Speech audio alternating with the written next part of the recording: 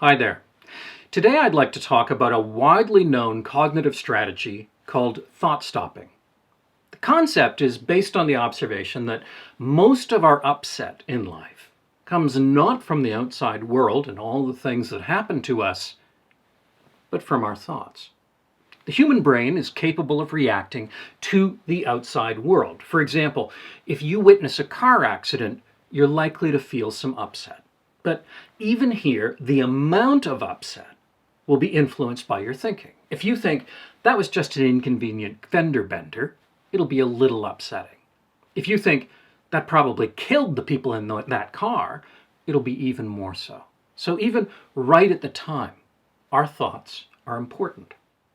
But we can also present ourselves with troubling thoughts even when nothing is happening. You're walking down the street and you remember the car accident from last year, or you have an image of that car ahead of you jumping the curb and killing you, or if you think that you don't do something exactly right, like say a prayer or avoid sidewalk cracks or create an image of health, your sister in Cincinnati will die, and you get upset. When we talk about worry, what is that?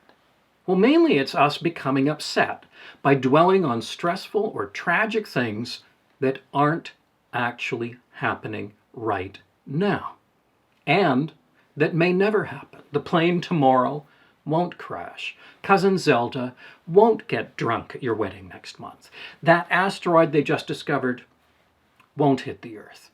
And none of those things is happening right now anyway. Even things that will happen or are happening, like climate change, don't affect our mood unless we self-present them in imagination with catastrophic images. Now, a little of this can be a good thing because we can use that concern when deciding whether to buy that gas guzzler or vote for the climate change denier who's funded by big oil. But the anxiety itself, that doesn't help the climate at all. It just robs you of the energy to take action. Now, thought stopping was developed as a way of cutting off these pointless cycles of worry. And the idea is to use forced distraction and possibly a small dose of punishment. So when you notice you're obsessing about the person who dumped you, you yell, either out loud or more often to yourself, "Stop," and you go on with your day. Now, sometimes you might pinch yourself to create a little bit of pain, or you wear a rubber band around your wrist and you snap it.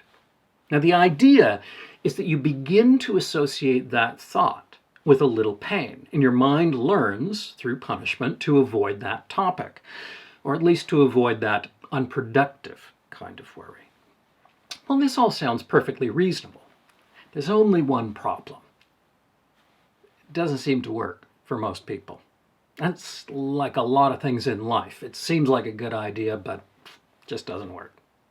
Think about it. Imagine I've wired up the chair where you're sitting right now to give you a very serious electric shock if you think of a pink elephant. So don't. Not one with big ears, not one with little ears, not a pink elephant with 6 legs, not a baby pink elephant. What happens? Well, you're obsessed with pink elephants. This seems to be a general principle. The more you try not to think about something, the more you think about it.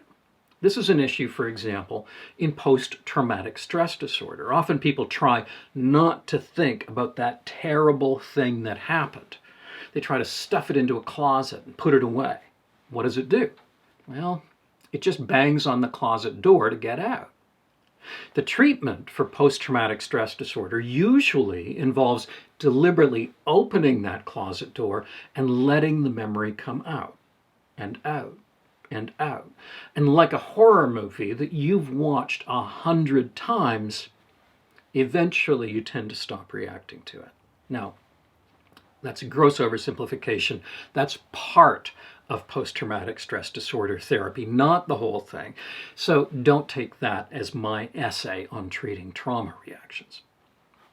The cliche that psychologists use with this idea about thought stopping not working is thought suppression produces thought rebound. The more you try not to think about something, the more it tends to bounce back into your head, at least for most people.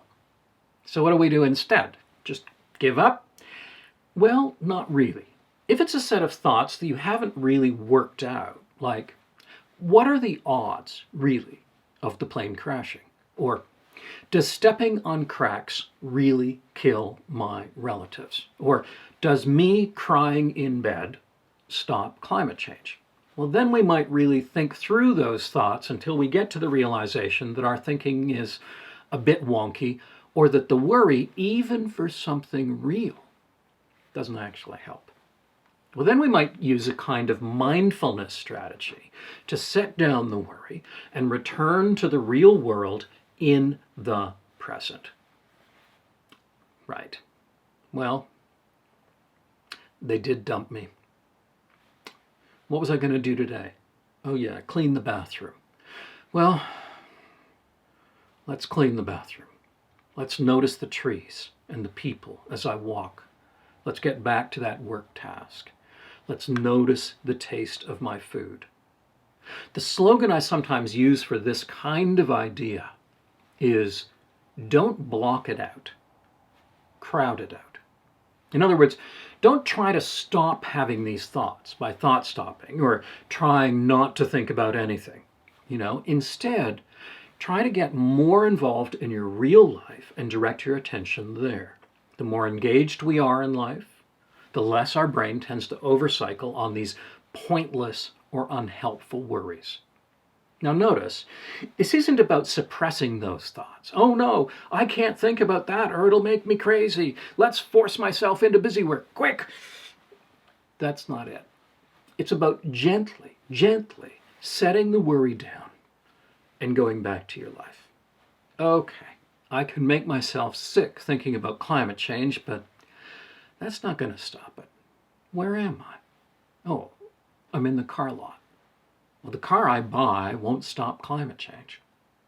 But I can put my money where my worry is and buy something that isn't a gas guzzler. I can come back, in other words, to concrete action. They dumped me, and I'm tempted to go over all my resentments over and over and over again. Or I can come back to the real world. They did dump me. And they're not coming back. How can I build the elements of a good life without them in the present? Maybe I have obsessive compulsive disorder, like the sidewalk crack thing. Well, now's not the time to go over everything about obsessive compulsive disorder treatment, but part of it might be to go out and eventually dance on every sidewalk crack that we can find. Eventually those thoughts of what if will start fading away. So, thought stopping sounds like a great idea. And listen, if it works for you, fine.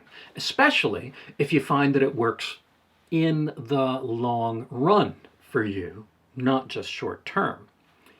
Whatever. We're all a little abnormal, and a part of life is figuring out how your unusual bits can work for you. Maybe you are one of the few masters of thought stopping. Fine. But for most people, thought stopping simply does not work. Nice idea, but a bit of a dud.